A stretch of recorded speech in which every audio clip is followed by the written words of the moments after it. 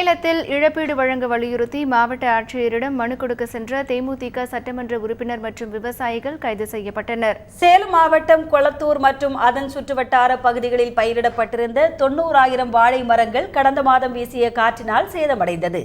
இதனால் விவசாயிகளுக்கு 5.5 கோடி ரூபாய் அளவுக்கு நஷ்டம் ஏற்பட்டது. இது தொடர்பாக பலமுறை மனு கொடுத்தும் மாவட்ட நிர்வாகம் நடவடிக்கை எடுக்கவில்லை.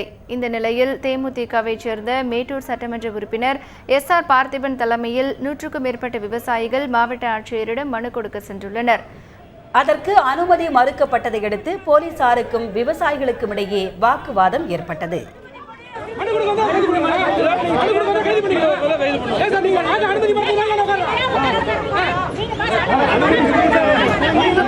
அனுமதி இல்லாம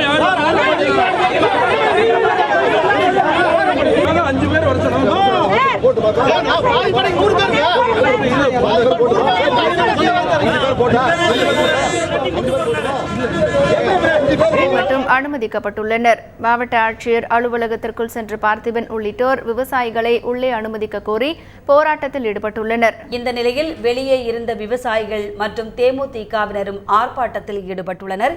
இதனையடுத்து ஆர்ப்பாட்டத்தில் ஈடுபட்ட தேமுதிக சட்டமன்ற உறுப்பினர் மற்றும் 100க்கும் மேற்பட்ட விவசாயிகளை காவல்துறையினர் அதிரடியாக கைது செய்தனர். நாங்கள் கேட்பதெல்லாம் என்ன சொன்னால், இன்னைக்கு 100 விவசாயிகள் வந்திருக்கிறோம். பக்கத்து மாவட்டத்தினுடைய ஆட்சித்தலைவர்கள்லாம் 75 ரூபா 60 ரூபாய் பரிந்துரை செய்திருக்கிறார்கள்.